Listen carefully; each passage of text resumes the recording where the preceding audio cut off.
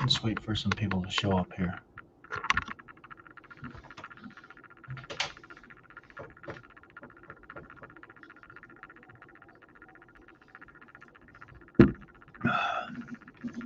When you watch this video, let me know where you're from if you've missed the start of it. Where you're from, what topics you would like covered in the future, and I don't know, maybe your favorite food or something like that. Let's blow the comment section of this video up. Today was a rough day for me. Today, the good part about today was I got a couple books sent off to the London Book Program. So what I do with the London Book Program is I go buy books that people might be interested in, or maybe it'll help with their health. Typically, it has something to do with anti-grain, low-carb, keto stuff, paleo type stuff. And then, I buy those books at, say, like a secondhand store, or I find a deal on Amazon or something like that. And I don't want to just keep the book. I want to send it to other people so other people can read the book and be informed as well. So, I purchased the book and then I send it to people. Lately, the pricing has been really rough. It's like $9 a book to send it, $9 to $12 a book. So today I spent $34 mailing out 3 books that people wanted: Wheat Belly, Brain Maker, and Eat Fat, Lose Fat. So those got sent out today, and I hope that people enjoy those books that got them. It's going to be a few days because I went with the minimum shipment. Some of you may have already seen this video of my update earlier, but I wanted to update those that have been waiting for over a week for me to get them out. It's just things have been crazy, so I got the books out. Today was kind of a rough day for me. I went into work late because we're really slow at work. So I wanted to just kind of take it easy, go in and detail my car a little bit. Got a couple jobs, got some work done. And then right when I'm about to leave, right when I'm finishing up work, I'm standing, about 30 feet away from the parts room. And I'm about to start, I'm going to do one last job on my buddy's car. He brought it in. He works there at the dealership with me. And he asked me, hey, do you think you could install my audio control module and program it for me today? And I said, absolutely. Let's get the car in here. And he pulls the car in. He backs it into the stall for me. Well, he backs it in. He tries to get it in. And the salesmen a lot of them aren't good at backing the vehicles into the stalls and stuff like that. So one of the other techs actually went and backed it in for him. He got out. He went up front, talked to service. He's walking out of the service department, and he's kind of going back to where the techs, where we work. And I'm on the other side of the glass. He walks through the door past me, and he starts to go out into the shop. And as he's going out into the shop, all I hear is somebody scream, Rich, come here. So I look out the glass real quick, and he's down. I mean, he smacked the concrete. I didn't know what actually happened. All I could see was his arms out in the air and his arms shaking and his head banging off the concrete, his legs in the air. His legs are shaking and they're stiff as a board sticking out in front of him. And I was like, oh my God, let's go. It's action time. So I fling open the door. I run out there as fast as I can.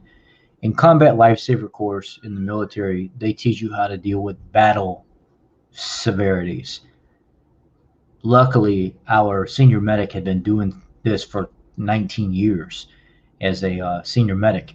Had been through tons of medical training. So these are some things that he incorporated into some of his training. As him being the senior medic, he thought it was important for us to know about some of these other conditions like heat stroke, grand mal seizures, things like that, and what you do to get people through them to make sure they're of better care than what minimum care would be with somebody that doesn't know what they're doing. So combat lifesaver course is a bridge between what an EMT would be and somebody that doesn't even know. So you're kind of informed, but you're not full-blown informed. You're more of keeping somebody alive in a severe situation than being an EMT, knowing exactly what to do in every single situation until they get to the hospital, pretty much. So I ran right out to him, slid across the floor, kind of put my knee right underneath his back. I could see his mouth was just so full of blood. Blood was gushing out of his nose. It was in his mouth. He was choking on his blood. And I was like, this is what the training was for. this is it right here. This is applying this to real life. I had never seen one this bad. I've seen little small ones, 10, 15 seconds. You kind of comfort somebody, you work them through it or something like that. You take everything away from them where they could hurt themselves, and you let them go through their seizure. Just, kind of support their head. If you can put something under their head a little bit, don't let their head bounce off of a hard surface, but let them get through it. Even if they're biting their tongue, you kind of let them get through it and they come out of it. You just make sure they don't injure themselves in the process. So one of the old myths would be they could swallow their tongue, and that's completely a myth. They cannot swallow their tongue, but they can cause some severe damage to themselves if the seizure is bad enough. And he kept sticking his tongue out of his mouth and biting on his tongue, and all I could see was pieces of skin coming off of his tongue and ending up on his nose, on his lips, on his cheek, and he wouldn't stop doing it. And I'm there with my knee behind his back and my other knee kind of behind his head. So when he's jerking his head, he's bouncing his head into my knee instead of the soft part of my leg by my knee instead of the ground. And I kind of am supporting him up on his side. And I roll, as I get him up on his side, all the blood starts pouring out of his mouth and his nose, and it goes onto the ground and it clears up his airway. And now he's able to breathe. And all I could see was pieces of his tongue, just more and more and more, little slivers and stuff where he's biting. And I said, dude, he's going to bite through this thing. And I know they say don't put stuff in their mouth, but if he bites his tongue into, which he's doing some real damage right now, and I could see his teeth, like through his cheek, like he's munching on the side of his teeth. This is how bad this was. His face kept puffing out and then pulling in, puffing out and pulling in. And he's a big dude. I mean, strong as an ox, and it was all I could do was to handle keeping him up on his side so all the blood could run out of his mouth.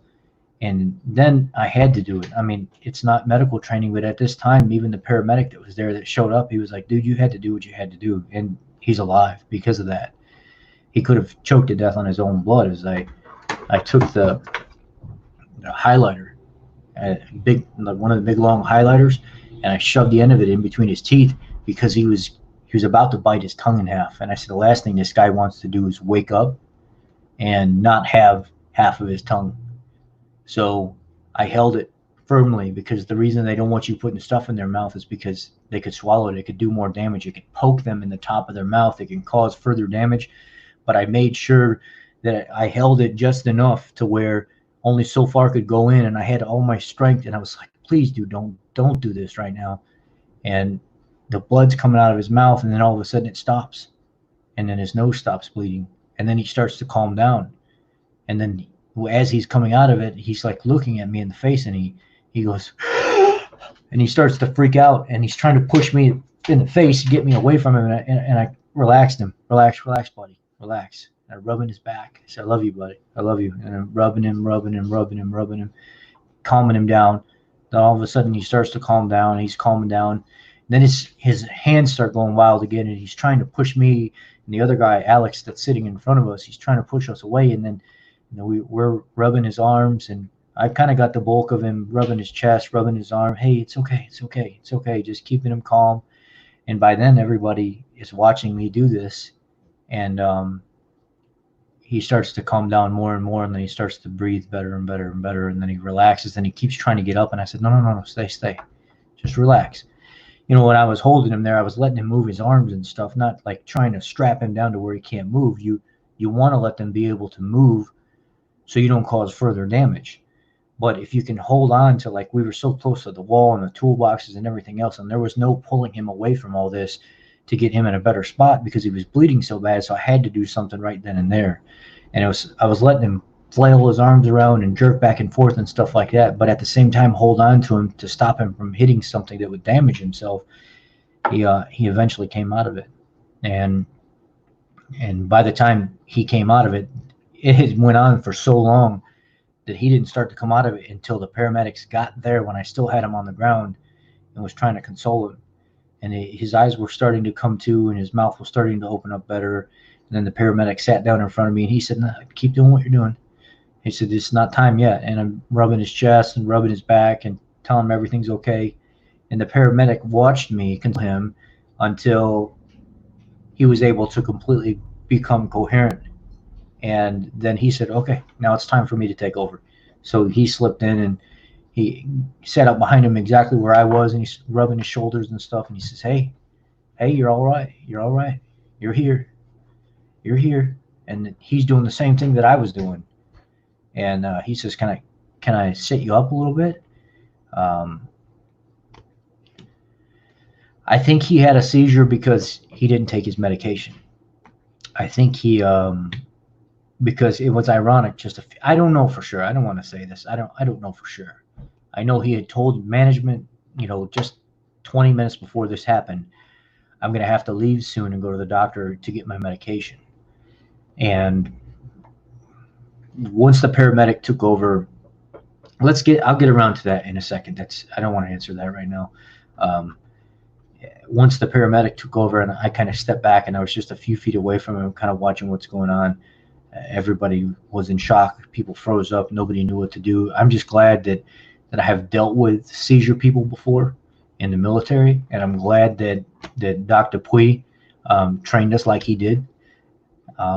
Sometimes you have to make decisions that may not be the best decision for what's going on at that time based on medical recommendations.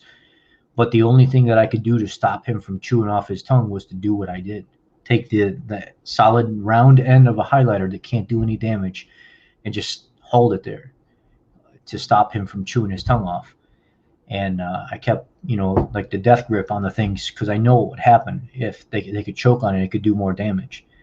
And I just stayed with him while it was going on. But the paramedic sat him up, and he started to get a little bit more color to him and stuff. And he was like, where are you at? And he says, I'm here. And they were like, no, where are you at? Where are you physically located? And he says, but I'm here. I'm right here. And he says, no, I want to know what building you're in right now. Where are you at? And he says, I'm here. And he says, who's our president? And everybody knows who the president is. And he says, why are you asking me that question? He couldn't answer any questions. He didn't remember his name. He didn't remember where he was at. He didn't remember who the president was. He didn't remember anything. And eventually, within 5-10 minutes, he kind of came to enough after that to where they could stand him up. And he didn't know how to turn around. They were like, we want to put you on the gurney right here, and we're going to take you to the hospital, and we're going to clean you up and stuff, and we're going to get you all good to go back home. And he's standing there. He doesn't even remember how to turn his body. So the paramedic had to grab his arms and say, let's just move this way, move this way, move this way. And then he sat down. And once he sat down, he said, let's pull your legs up. And it was like starting all over again. It was like he lost motor function. He lost the ability to think. He lost the ability to it was sad. I'd never dealt with anything that severe. Not like that. I think that's what they call it, like a grand mal seizure. I think anyway. It was rough having to go through all that. And then afterwards, he said, man, you did everything that you were supposed to do. You didn't do anything wrong. He said there's sometimes severe situations like that where you have to make the call. Are you going to try to save the guy's tongue, or are you going to try to save the guy from biting his tongue off? Or this was a severe case. Normally these don't last that long, but this one lasted a long time. It was long enough for most of the people in the facility to come and watch and see what was going on, and watch me and Alex console him. And our parts guy came out there, and he's the one that handed me the highlighter. So I'll get around to answering the question on what happened, Hellman. So talking to the managers and stuff like that, they were saying that just previously he had said that he needed to go to the doctor to get medication, his prescription or whatever it was. And then, the mom got notified of what happened, and she called up and she wanted to talk to me. She didn't want to talk to anybody else because I was the one there with him. Everybody was there with him, but I was the closest to him on what was going on. And she says, can you tell me what happened? and I explained the entire situation to her, and she said, "Thank you so much for being there for him. This was a bad one." And I said, it was really bad." And she said, "Anything specific? Something had to have happened. What triggered this? I'm trying to find out." And she said, "Because this is not like a normal seizure that he would have if it was just induced. Like, is there anything in particular that happened?" And I said, "No, we were joking around fine. Everything was cool. There was no big issues or anything like that. We were just laughing with each other just minutes before.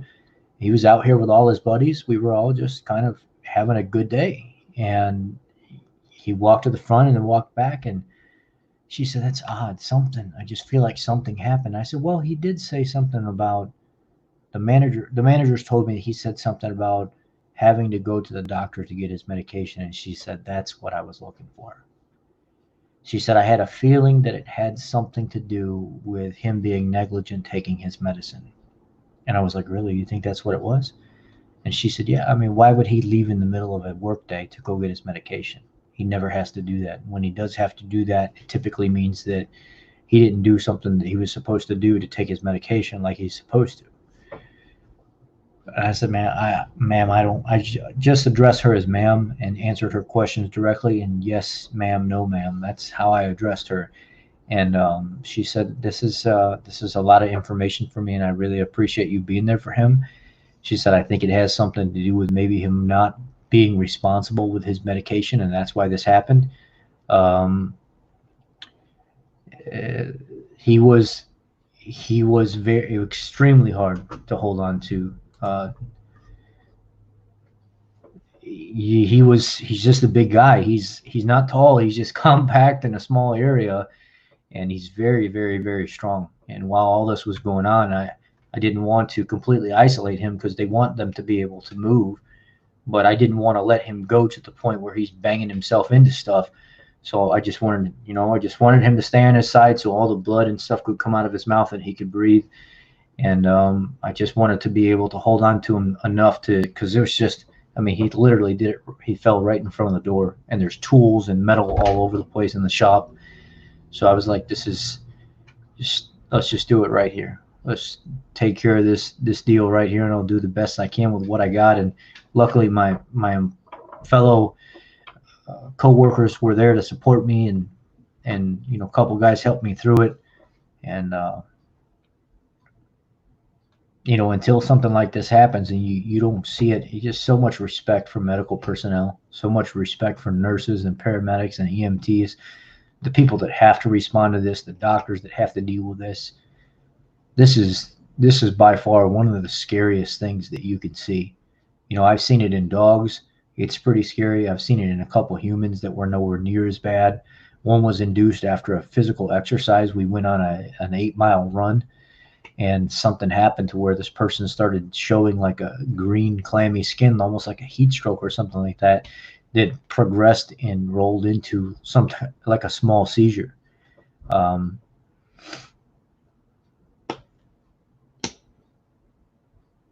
it's this is the most violent thing that I have ever seen somebody go through. This was by far the worst seizure that I have ever seen.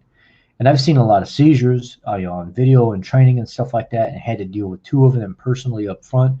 My sister has grand mal seizures, but nothing to the point where I've seen this much damage. I mean, busted face, back of his head, huge giant spot about the size of a softball was red where he'd been banging his head into the ground before I could get there. Um, you know, it was rough. All the blood was just the blood everywhere. I mean, there's blood everywhere. And then having to talk to his family, having to talk to his mom to explain to her what happened. It's probably the hardest part, is seeing him and then having to explain. But I did get a couple nice messages from him. Let me grab my phone.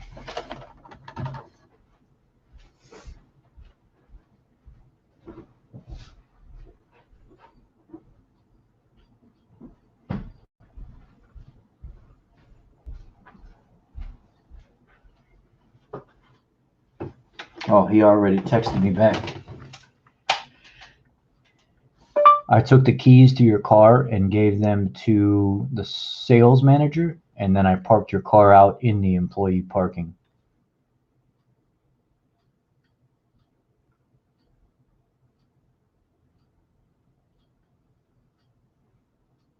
So, without me giving his name and phone number away, this is me and him texting back. I don't know if I can do this or not.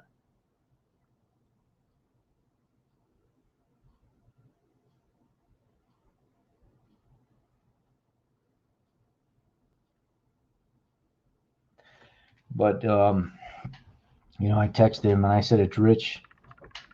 How are you?" And he says, "A little better. Thank you for asking. I'm here for you, buddy. Sorry this happened." And he said, "Thank you." And I think at this point, he didn't really realize I was the one with him while this was going on.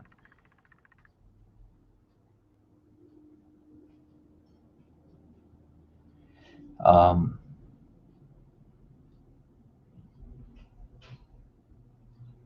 I said, "I'm glad I was there to help you stay on your side and stay safe." And he said, "Dude, I love you for that. Seriously." I told him, "You're like a brother to me." He says, "Thanks a shitload." And I told him I've dealt with other seizures before, but I've never dealt with anything like that. And he just keeps saying, "Thank you. I can't thank you enough." So it was a little bit of a rough day for us, but we made it through. And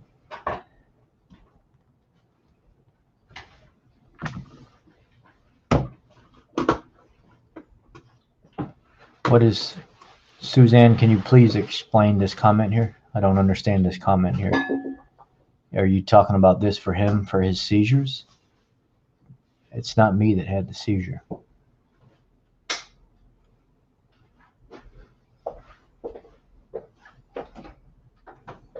But yes, I do water fast in the sun all the time, take vitamin D.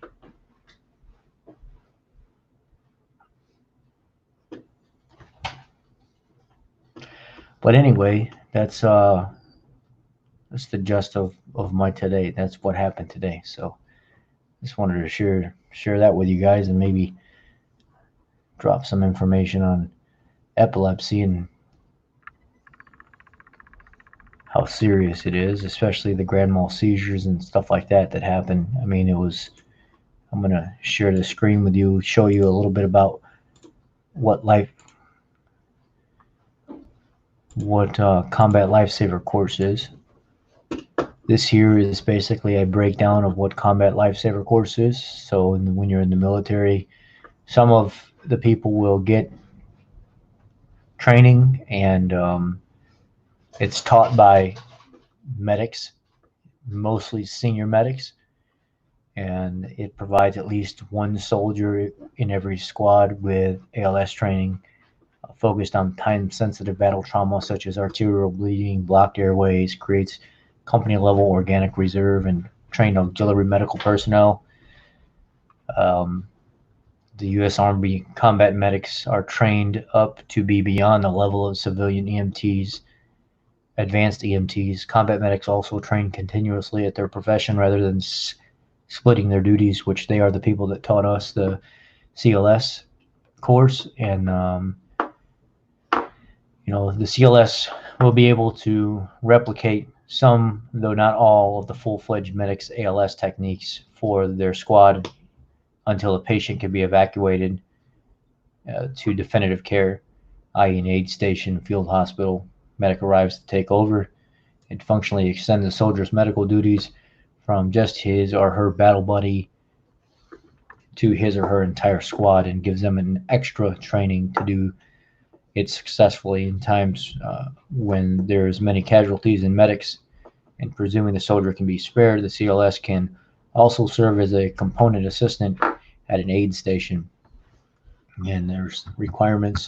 There's your 40 hours of theory and practical instruction, 40 hours of written exam, pass or fail, 70% minimum score, 30-minute practical exam. Of course, that's not where we stopped because we knew we were going to get deployed to Iraq. So we deployed November 2007 and came back home end of January 2009. And these are some of the things here that you get trained in. So bullet or frag penetration, uncontrolled external hemorrhage, external arterial hemorrhage, especially from an extremity, destabilized spinal cord, sunken chest wound produced by a penetrating bullet or frag or chest injury, respiratory failure produced by a non-patent airway, and an unconscious or semi-conscious casualty. Combat lifesavers are not, however, trained and permitted to perform laryngoscopy, single lumen tracheal intubation, or any kind of surgery such as emergency cervical thyroid whatever the hell that is, where cryothyrotomy, whatever. I can't say that. Since all involve a high-risk failure and serious injury, serious additional injury to the patient when performed by a non-expert. Likewise, CLS are not permitted to carry or dispense any medication aside from acetaminophen, meloxicam, moxifloxacin, combat pill pack without specific orders from the battalion surgeon. So that is what I was trained in, especially to further extend into some of the more stuff that we might see from being overseas, such as heat stroke, epileptic seizures, grand mal, stuff, but never seen one that bad. And different types of infection that you have to be aware of and try to keep somebody comfortable while they're dealing with it to get to a medical provider to be able to provide that care for them. So really, combat lifesaver course isn't much, but it's definitely, like they say here, the bridge between not knowing anything and being an EMT. It helps. There's so many times I've had to stop and assess a situation on the side of the road where somebody's got into a car accident. I've watched cars flip over and have to respond and use combat lifesaver course where somebody's ripped open their arm from their shoulder to their elbow. In Effingham, Illinois, back in 2006, there was a severe car accident in front of me where multiple cars were involved, and I was the person that was in the paper pulling the people out of the vehicles. And tourniquet one, because she cut her arm open from her shoulder to her arm, pulled other people out of vehicles that were flipped over on their side. It's because of this course and the amount of effort that the senior medic put into training us that I know what I know today. And it's not a whole lot, but it's enough to be somewhat successful when things like this do happen. I have another situation, a guy at over 70 mile an hour drunk, illegal alien from Mexico was here working in Arkansas, concrete, decided that he wanted to take a turn at, they say, over 70 mile an hour, and he ended up taking the turn too quick and basically went off the road and Dukes of Hazzard the ditch, and when it went up, it flipped the vehicle. The vehicle hit the tree, and the tree actually toppled over on the bottom of the vehicle. The guy was mangled inside the vehicle. The firewall was pushed in so much on this, it's like a 1974 Ford that was restored, and it pushed it into his sternum, but it didn't break through anything. Probably broke his sternum, but he laid across the vehicle and smacked the windshield so hard that as he's bouncing around inside this thing, it ended up pinching him, the sternum or below, and his face and his body up over the dash with his hand protruding through the windshield, and his face pressed up against the glass, and his face just all mangled and cut up. And I kept that guy alive. It looked like he was in such shock and losing so much blood that he was trying to pass out. He was drunk, intoxicated, and basically the wound where his hand had split open, I was holding his hand together basically as tight as I could, trying to stop as much blood from coming out of it as possible because it was pouring out. Is trying to keep the guy awake because I was afraid if he did pass, or if he did go to sleep, he would pass. And I had the paramedics on the phone at the same time trying to talk to them, and she said, keep him awake, don't let him go to sleep, don't let him go to sleep. So this military combat lifesaver training has really helped me in more than one facet in life, and it's really made. I think everybody should go through something like that. It just helps you recognize when there's a problem, and making no call is better than not making any call. And especially if you don't know what to do, by getting on the phone and getting 911 on the phone to let them talk you through something is better than doing nothing at all. I know it's not um, for everybody, but just people aren't put in these situations, so they freeze up when they see them. They don't know how to help. And there's sometimes where there's not very much you can do. You could actually make the situation worse. Somebody breaks somebody's neck, then you try to move them after that, and then you paralyze them. Um, they break their spine or something like that. If you further do more damage, you demobilize their whole body instead of, there's certain situations where you have to make the right call. But situations like this, it should be almost instinctual once you do some kind of basic training. Well, if he can't breathe, he's got blood in his mouth and he's choking on his own blood. If he's biting his tongue to the point where slivers and pieces of his tongue are coming off, then you have to adjust that medical protocol to not doing nothing at all to doing something. But I'm not telling you to do that. That's the choice that I made, and that's the choice that helped me get through the situation today. Really, in theory, them having half of a tongue, according to medical standard, if he does bite his tongue off, is the right way to go. But I couldn't see doing that. I couldn't see allowing that to happen.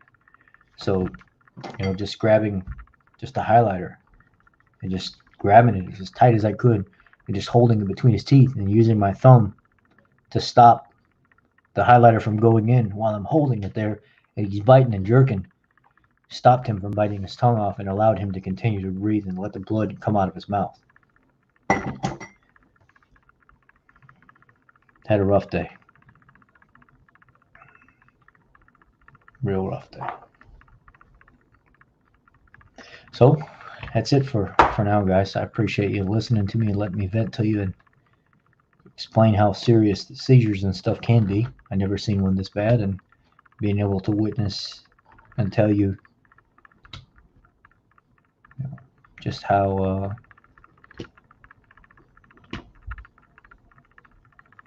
the reality of how it goes instead of what you see on social media sometimes or some article. And I'm not telling you to do things like I did. It's just a choice I had to make based on the situation that I was dealing with. And just like all the paramedics, EMTs that were there said, you did what you had to do to make sure this guy stayed alive. And that's what matters.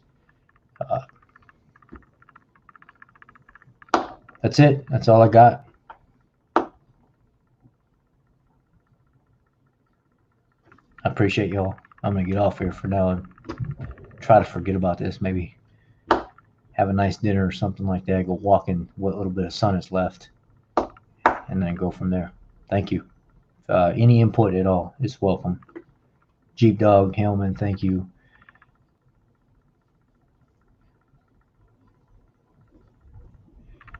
I can never say your name right, so I just say Rita. Thank you as well.